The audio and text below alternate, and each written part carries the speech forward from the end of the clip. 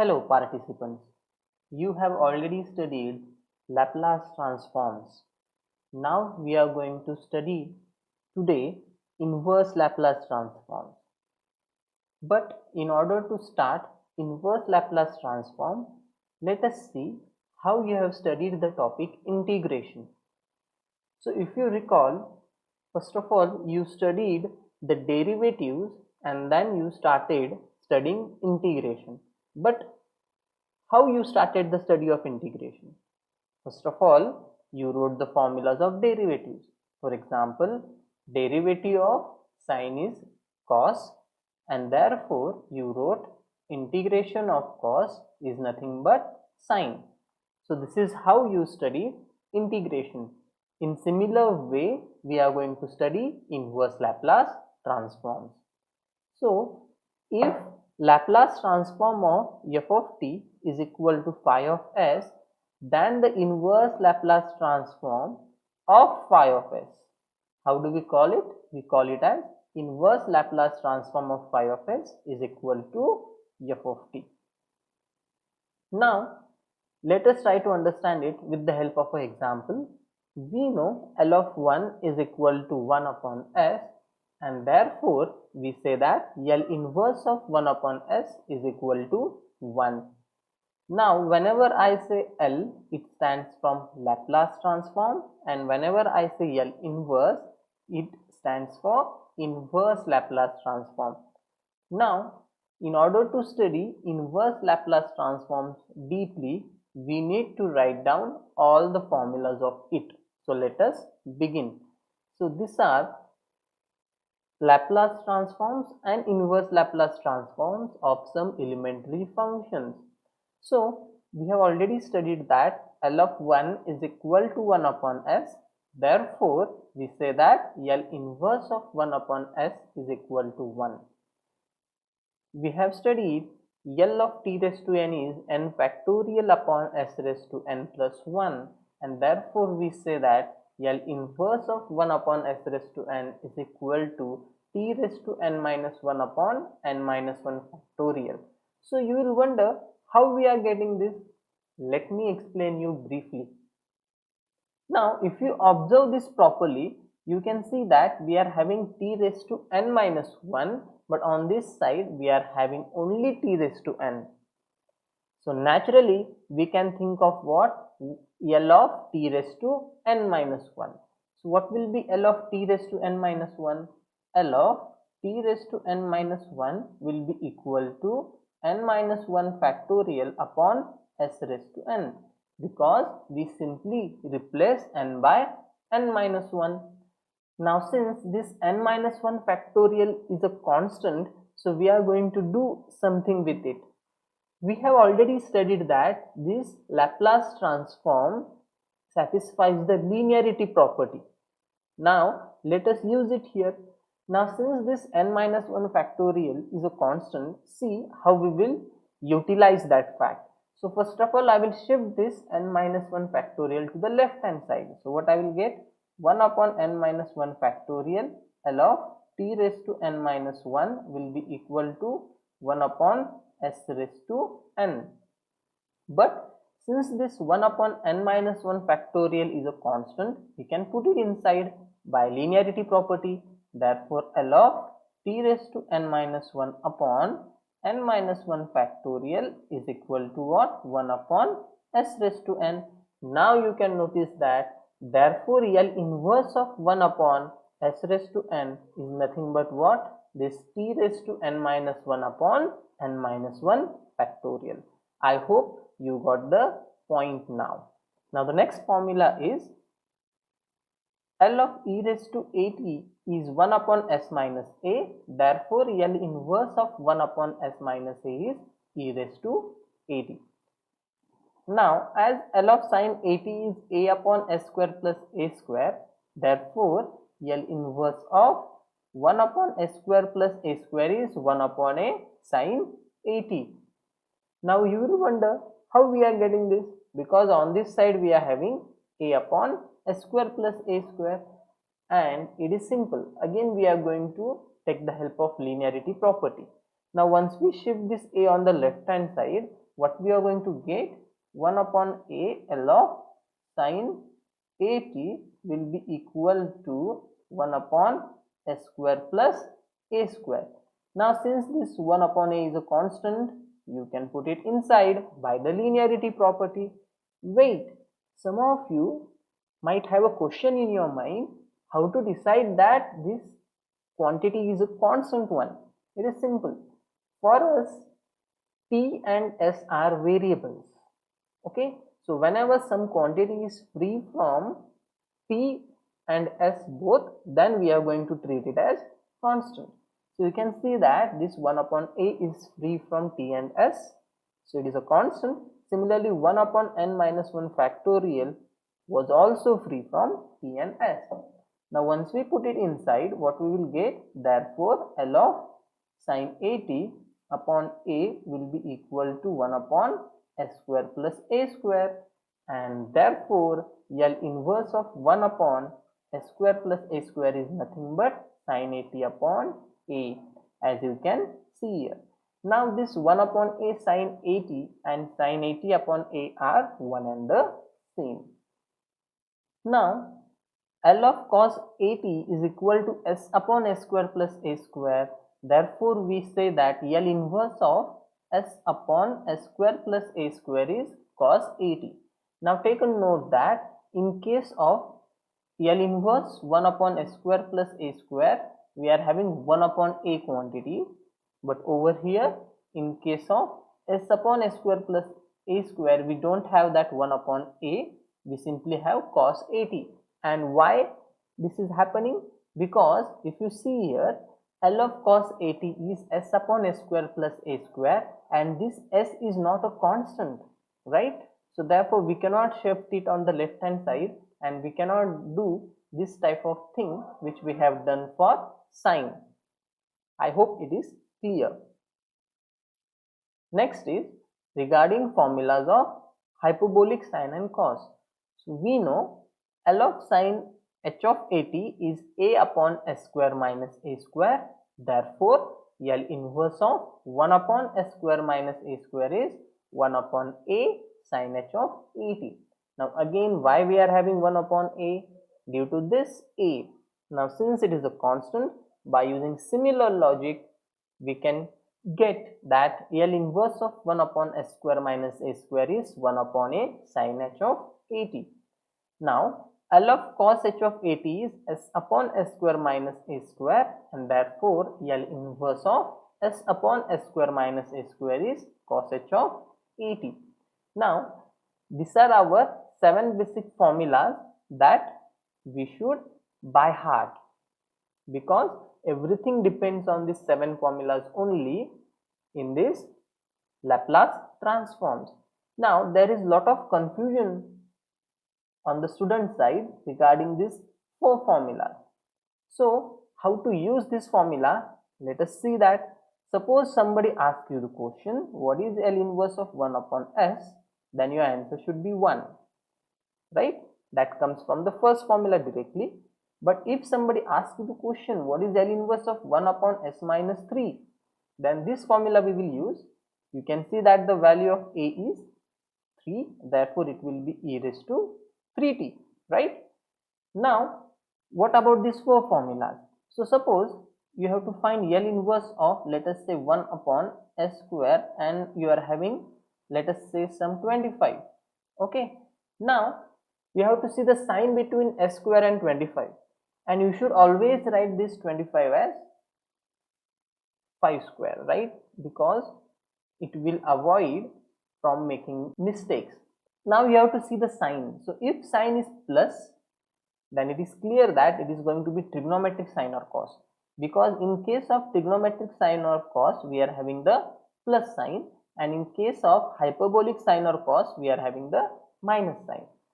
So once you understand that it is a plus sign, it means it is trigonometric sine or cos, then see the numerator.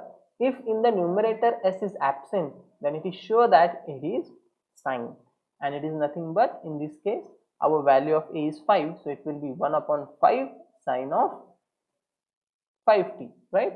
Now if in the numerator s is present, let us say s is there, then in that case it is going to be simply what? Cos of 5t. Now suppose the sign between s square and this 5 square is minus, let us say, then decide that it is going to be hyperbolic sine or cos. But in order to understand whether it is sine or cos, again we have to see the numerator. So if numerator has s, then it is going to be cos. If it doesn't have s, then it is going to be sine. But in case of sine, we have to note that this 1 upon a is there. Now from this basic formulas, we are going to derive some more formulas. So just observe these 5 formulas. 1, not this one, 1, 2, 3, 4 and 5. Now you have already studied shifting properties for Laplace transforms. Similar property is there for inverse Laplace transforms as well. But the question is how to use it. And the answer is simple. So suppose you are having the question to find L inverse of 1 upon s minus a raised to n. But wait a second, this is familiar to us. Familiar in the sense, if you replace s minus a by s, what we are getting? 1 upon s raised to n, whose inverse Laplace transform is already known to us. So in such cases, we are going to use first shifting property of inverse Laplace transform.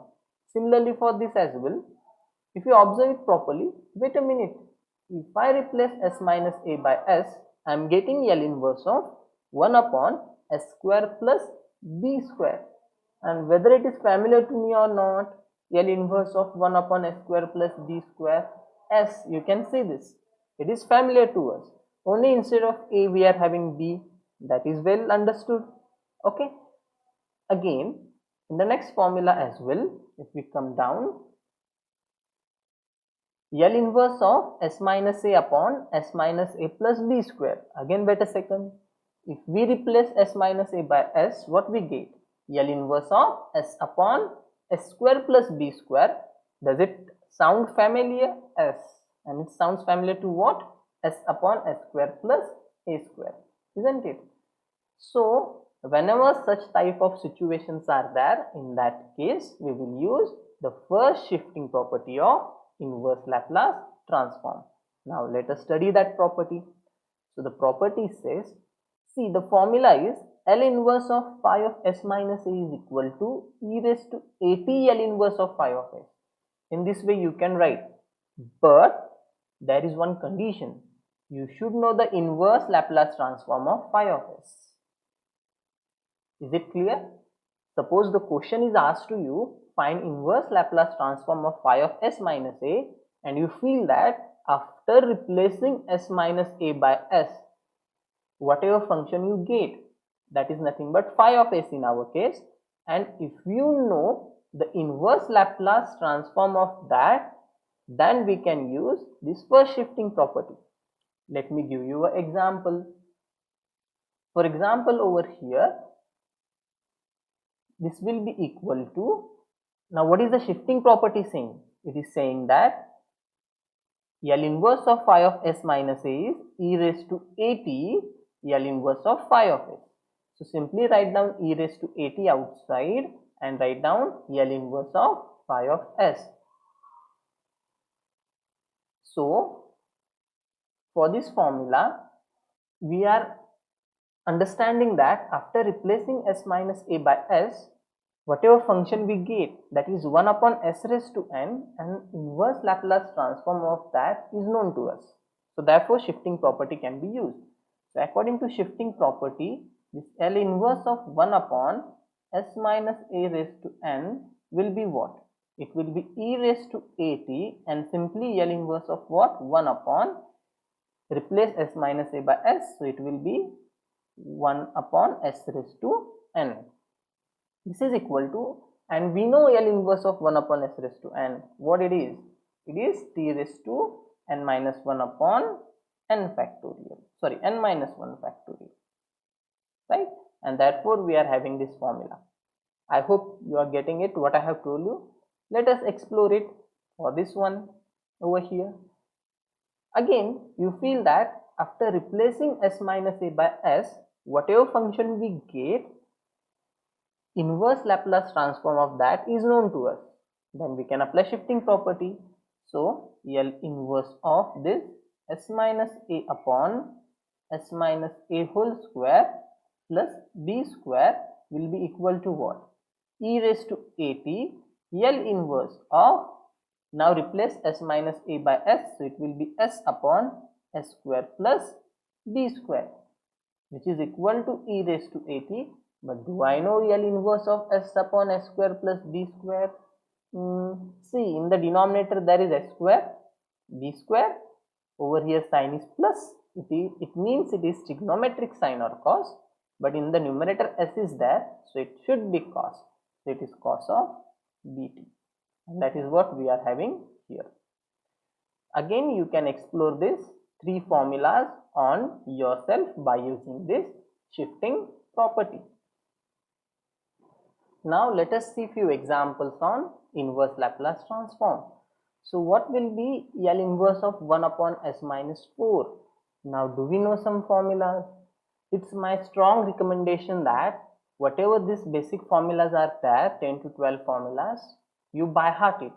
So if you by heart it, then and then only it will be easier to understand inverse Laplace transform. As I told you in the beginning, it is same as integration. So if you are knowing all the integration formulas, then it becomes easier, right, to understand integration. So same thing is that.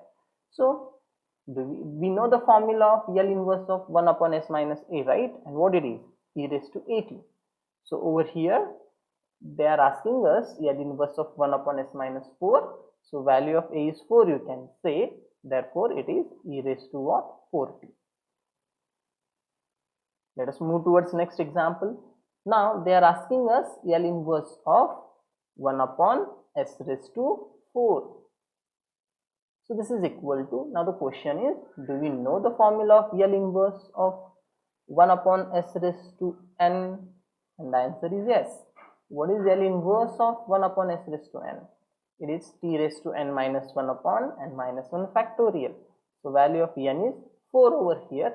So this will be t raised to 4 minus 1 upon 4 minus 1 factorial, which will be equal to t cube upon 3 factorial, and which is 6. Next, L inverse of 1 upon s square plus 16. Do I know some formula? Yes, I know L inverse of 1 upon s square plus a square, which is 1 upon a sine of 80. So first of all, what I will do, I will write this 16 as 4 square in order to avoid any mistakes. So this will be, since our value of a will be 4, so 1 upon 4 sine of 4t. What's simple, right? Now next, L inverse of s upon s square minus 4. Again, first of all, I will write this 4 as 2 square, because I know that it is either hyperbolic or trigonometric sine or cos. Now since it is minus, it is clear that it is either hyperbolic sine or cos, but in the numerator we are having s, so it is sure that it is hyperbolic cos. So what it should be? Cos h of 2t. Now next, L inverse of s minus 4 upon s minus 4 whole square plus 5. Now, do you have a feeling that after replacing s minus 4 by s, we are getting a function whose inverse Laplace transform is known to us? Let me write it on this side. So if I replace s minus 4 by s, so I get s upon s square plus 5. So do I know inverse Laplace transform of this? And the answer is yes. First of all, I will write this 5 as under root of 5 square, and this seems like s upon s square plus a square, whose inverse Laplace transform is already known to us. So therefore we can use shifting property. So therefore, according to the shifting property of inverse Laplace transform, this will be e raised to 4t L inverse of what? S upon s square plus under root of 5 square, which will be equal to e raised to 4t. Now what is L inverse of S upon S square plus root 5 square? Since it is plus, so it is either trigonometric, sine or cos, but in the numerator there is S, so it should be trigonometric cos. So it is cos under root of 5 t. Okay. Now next,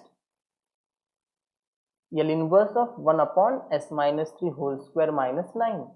So I don't know any standard formula. Standard formula in the sense, see, this first 7 formulas are all our standard formulas. Okay. And after 7 from 8 to 12, these are from shifting property. So whenever I say standard formulas, it means from 1 to 7 only. Okay. So you have to remember these formulas, okay, from 1 to 7. That much will be sufficient. Now, yes, so this is not the standard formula, but if I replace S minus 3 by S, I am getting 1 upon S square minus 9, which comes under the standard formulas, right? So it means the shifting property can be used. So according to the shifting property, what we can say, this will be e raised to 3t L inverse of 1 upon S square minus 3 square, which is equal to e raised to 3t. Now what is L inverse of 1 upon S square minus 3 square? Now in the denominator you are having minus, it means it is hyperbolic sine or cos. In the numerator there is no S, means we are sure that it is sine only. But whenever we are having sine, we should not forget one thing. We are having this 1 upon something. Okay.